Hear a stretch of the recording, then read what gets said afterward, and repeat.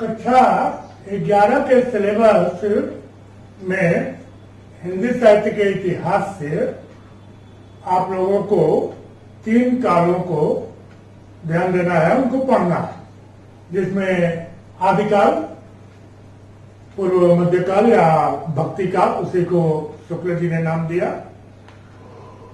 और रीति काल। आज हम लोग भक्ति काल पर विचार विमर्श करेंगे, उसको समझने का प्रयास करेंगे। हमने एक चार्ट के माध्यम से आप लोगों के सामने रखने का प्रयास किया है, ध्यान दीजिएगा। इसमें का एक पार्ट ये स्थान के अभाव में, जगह के अभाव में, ब्लैक बोर्ड छोटा होने के कारण ये आपको ये नीचे से आके यहाँ दिखाया हुआ है, इसे आप ध्यान देंगे। तो जैसा कि हम लोगों ने पिछली वीडियो में आदिकाल को करीब करीब आपके सिलेबस के अनुसार कर चुके हैं। ऐसे तो बहुत कुछ पढ़ना है, लेकिन आपको जितना पढ़ना था, और काल विभाजन और आदिकाल से जो है उसकी प्रवृत्तियां एवं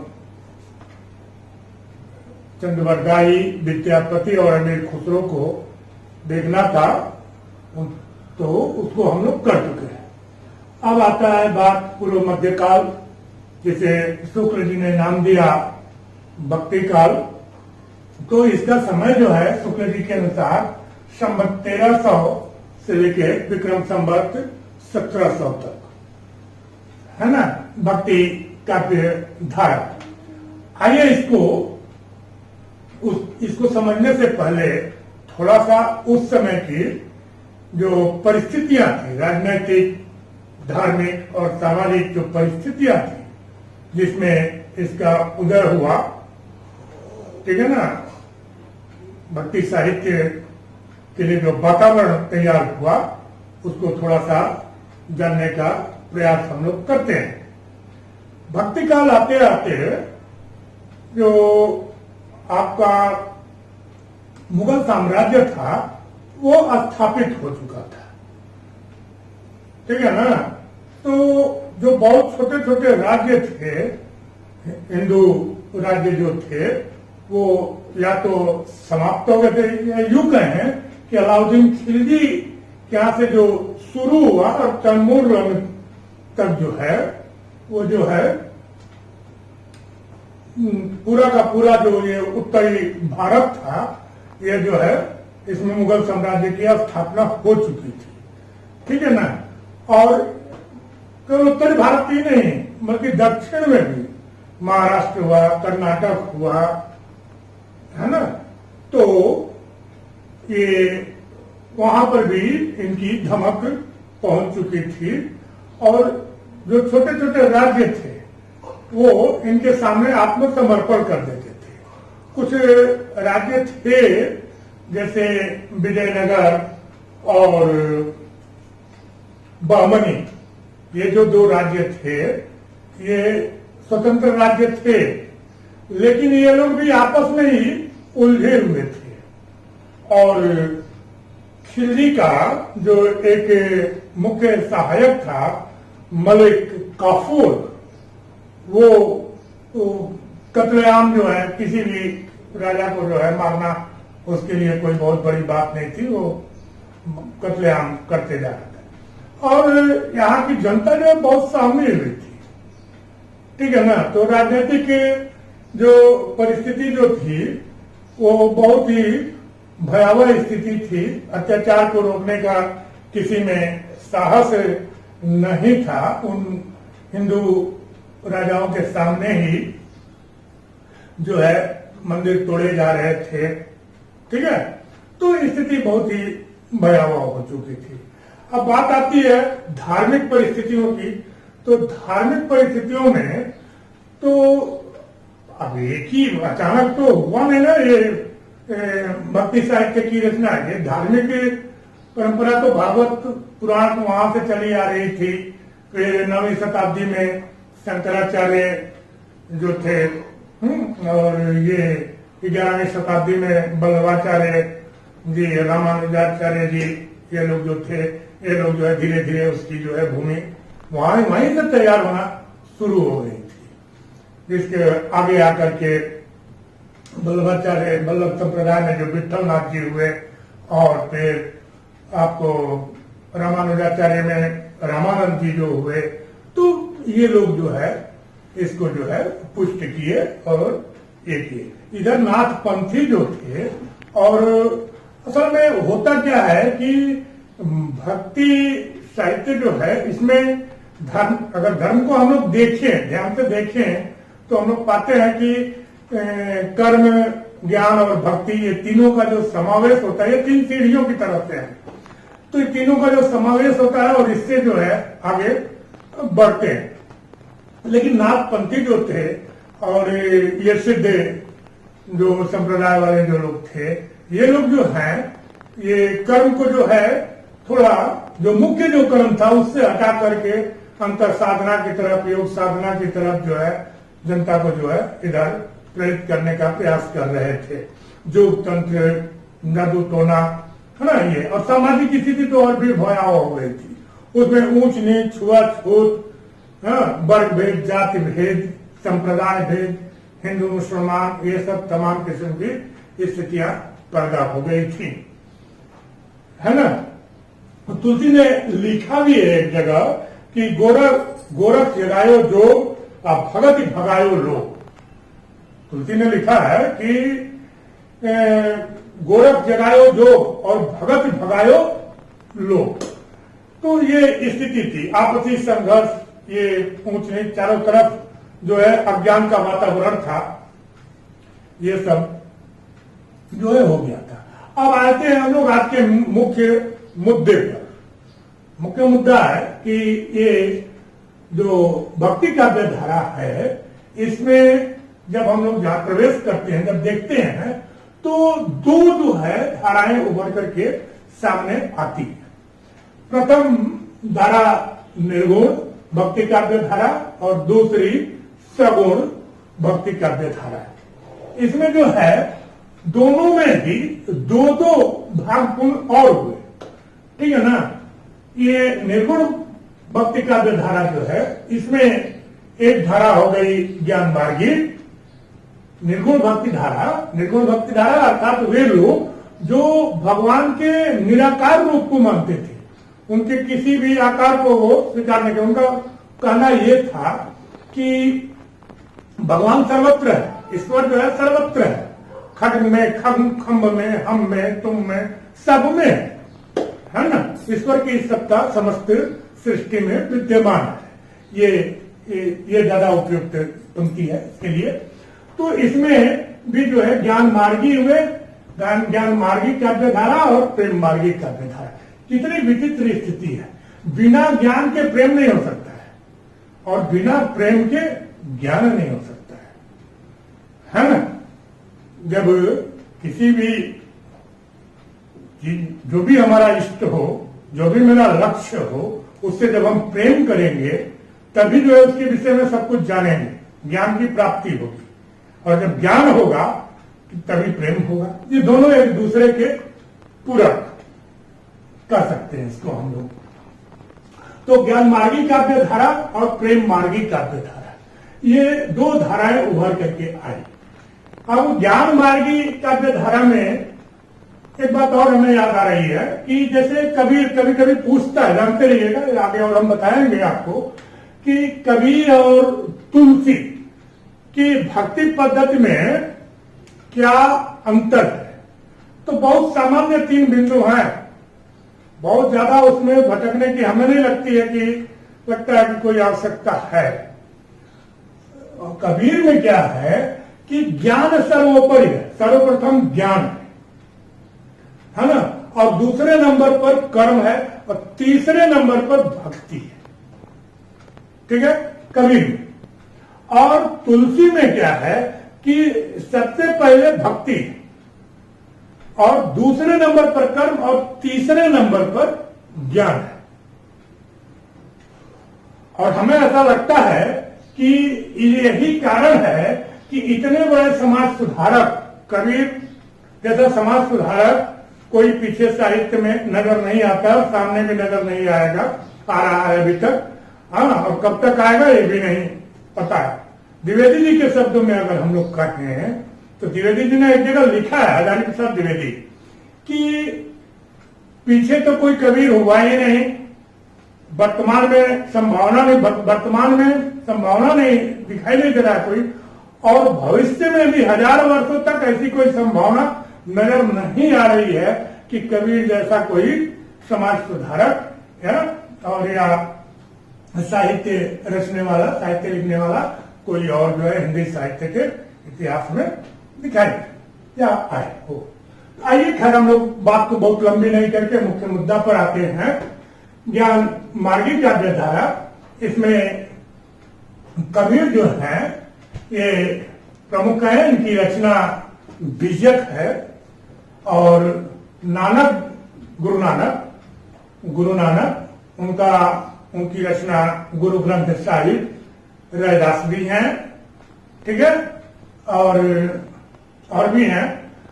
और इनकी जो उस समय की जो इनकी जो साहित्य की जो विशेषताएं हैं उनको भी संकेत के तौर पर हमने लिखने का प्रयास किया है कि उस समय के साहित्य में कौन कौन सी विशेषताएं हैं। निर्गुण ब्रह्म की उपासना, अर्थात निराकार बिना आकार के ब्रह्म की उपासना, आडंबरों का विरोध, पूजा पाठ, हाँ, भजन कीर्तन, तीर्थाटन, तो इसका जो है इसमें विरोध हुआ है।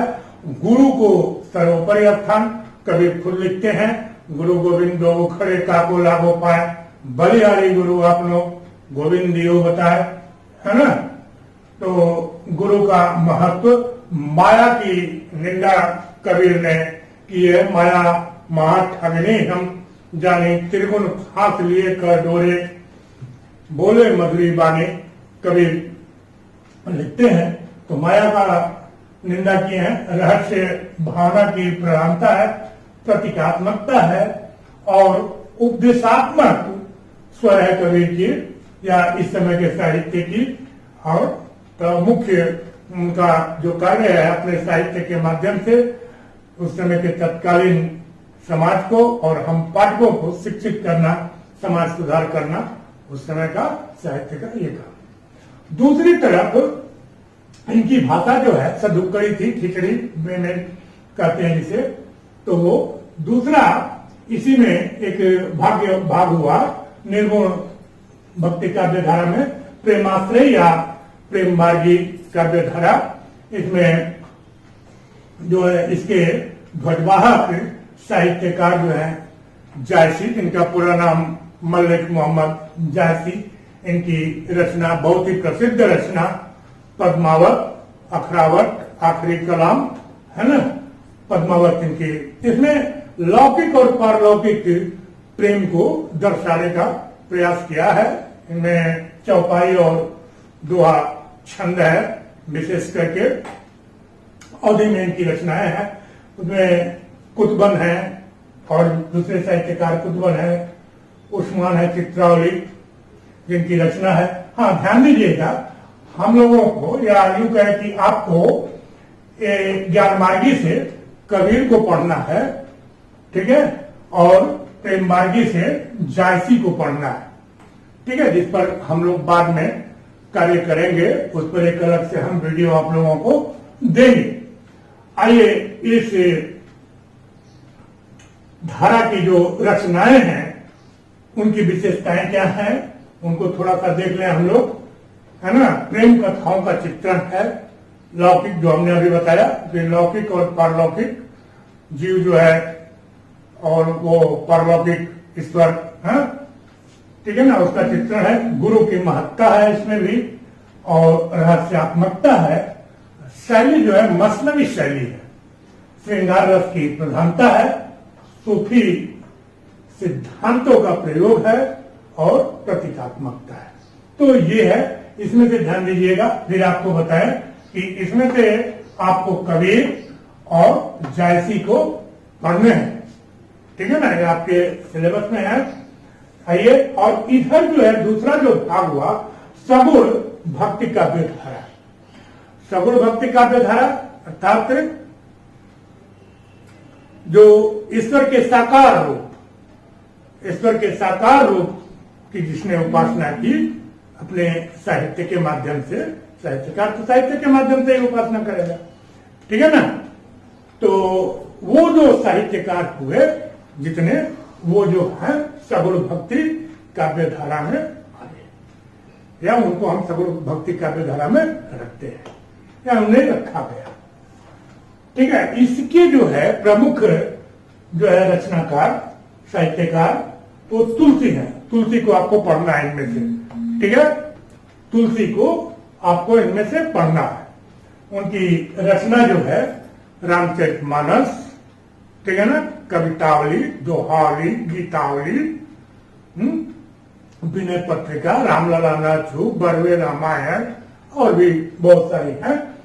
और इसकी जो विशेषता है इस शाखा की, वो उसमें क्या है कि राम के चरित्र का गान है, राम के चरित्र का गान है ना। स्वांता सुखा तुलसी ने अपने स्वयं स्वीकार भी किया है कि स्वांता सुखा जो है उन्होंने रचना की है, और सेवक सेव्य भाव की भक्ति है, ठीक है ना।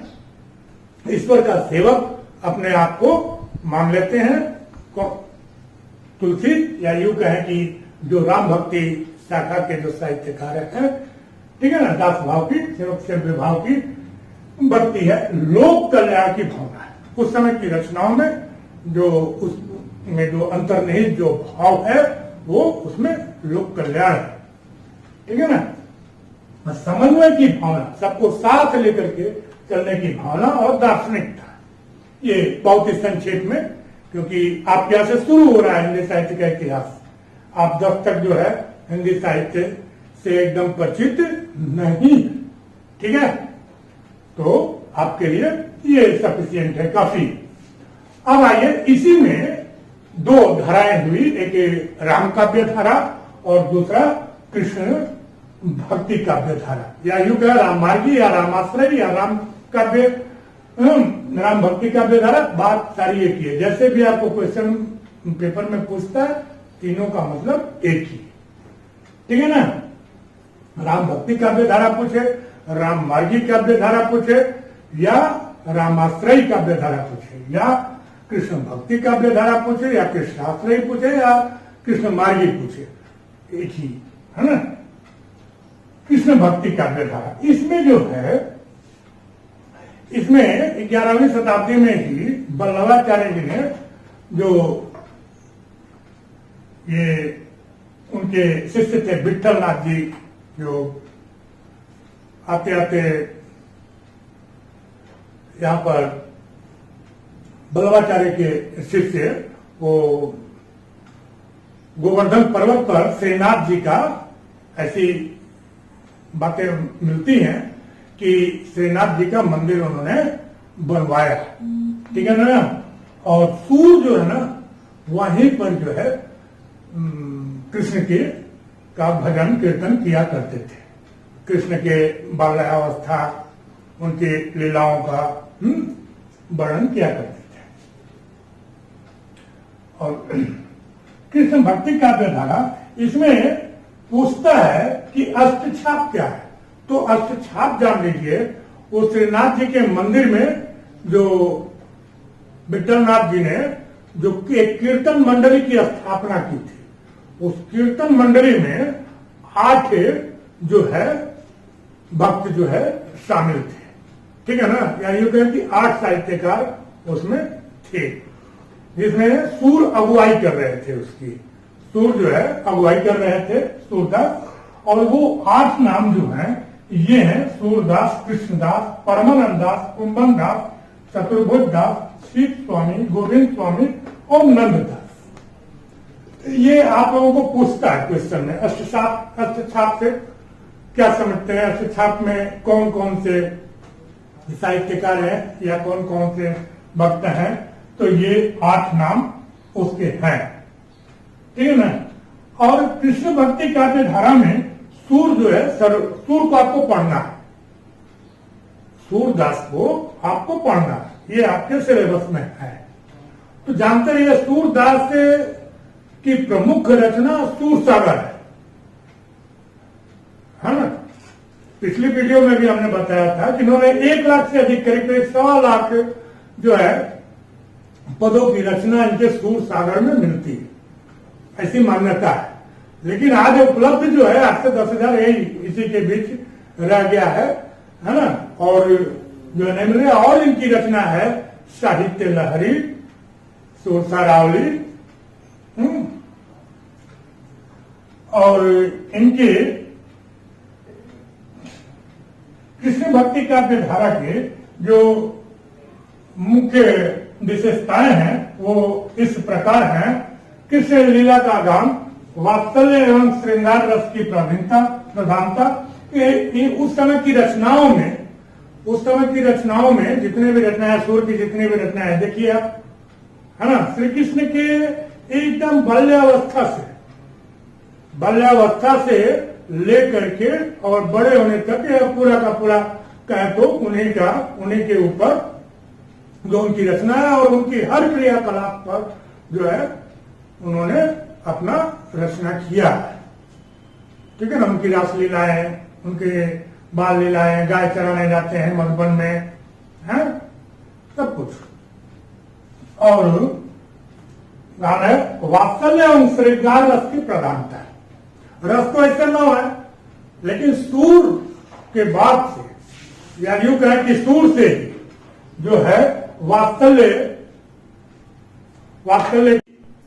सूर ने ही, वात्सल्य तो पहले से ही था, लेकिन सूर ने ही ढंग से उससे हम पाठकों से वात्सल्य का परिचय कराया और श्रृंगार रस की प्रधानता है। सख्य भाव की भक्ति है, प्रकृति चित्रण है, दार्शनिकता है, संगीतात्मकता है। सूर के जितने भी पद हैं वो सभी गाए जा सकते हैं। ठीक है ना। अब हाँ, सूर के जितने भी पद हमें मिलते हैं वो सभी के सभी मुक्तक है। मुक्तक का सबसे अच्छा उदाहरण है सुरसागर, है ना। और प्रबंध काव्य का जो सबसे अच्छा उदाहरण है क्या, रामचरितमानस। ठीक है। तो ये हम लोगों ने आज हल्के फुल्के में ही इसको समझने का प्रयास किया। हाँ, हम आप लोगों को एक सलाह और जरूर देंगे कि पुस्तक आप पढ़ेंगे, लेकिन अगर इन बातों को ध्यान में रखते हुए पढ़ते हैं तो एकदम बात अपने आप स्पष्ट हो जाएगी, क्लियर हो जाएगी। ठीक है। तो ये रहा, हम लोगों ने आज देखा कि भक्ति काव्य धारा में कितने भाग हुए। 2 भाग, इसको समराइज कर लें हल्के झट से 2 मिनट में। भक्ति काव्य धारा के 2 भाग, सगुण निर्गुण भक्ति काव्य धारा और सगुण भक्ति काव्य धारा। निर्गुण भक्ति काव्य धारा में भी 2 भाग हुए, ज्ञान मार्गी काव्य धारा और प्रेम मार्गी काव्य धारा। ज्ञान मार्गी काव्य धारा में कबीर, जिनकी प्रमुख रचना बीजक, और प्रेम मार्गी काव्य धारा के प्रमुख ध्वजवाहक जायसी, जिनकी रचना जो है पद्मावत, अखरावत, आखिरी कलाम, और ये उनका विशेषता है। और इधर सगुण भक्ति काव्य धारा में भी 2 भाग हुए, राम भक्ति काव्य धारा और कृष्ण भक्ति काव्य धारा। राम भक्ति काव्य धारा के प्रमुख ध्वजवाहक साहित्यकार हुए तुलसी, जिनकी प्रमुख रचना रामचरितमानस है ना। और ये कृष्ण भक्ति काव्य धारा के प्रमुख साहित्यकार हुए सूर, जिनकी प्रमुख रचना सुरसागर। और ये अष्टछाप के विषय में हम लोगों ने जाना, जो कौन कौन से इसमें हैं, भक्त हैं। सूरदास, कृष्णदास, परमानंद दास, कुंभन दास, चतुर्भुज दास, शीश स्वामी, गोविंद स्वामी और नंददास। ठीक है ना। और भी हैं इनके साथ, जैसे आपको रसखान है, मीरा है और ये नरोत्तम दास हैं, लेकिन वो छाप में यही है ना, यही भक्त है। ठीक है। तो आज के लिए बस इतना ही, और अब इसके बाद हम देखते हैं कि प्रवृत्तियों को हम लोग को पढ़ना है, तो उन प्रवृत्तियों को जो है हम लोग करेंगे। भक्ति काल की प्रवृत्तियां करनी है और उसके बाद निर्गुण भक्ति, सगुण भक्ति और इसके तहत ये दोनों है, ज्ञान मार्गी, प्रेम मार्गी और राम भक्ति और कृष्ण भक्ति। माने इन सबकी प्रवृत्तियों को अलग अलग से हम लोग को देखना है। अब अगली जो वीडियो आएगी वो प्रवृत्तियों पर आएगी और आप इसको मिला करके और पुस्तक को देख करके आप लोग जो है इसको तैयार करने का प्रयास करेंगे। आज के लिए बस इतना ही। आप सभी को बहुत बहुत धन्यवाद।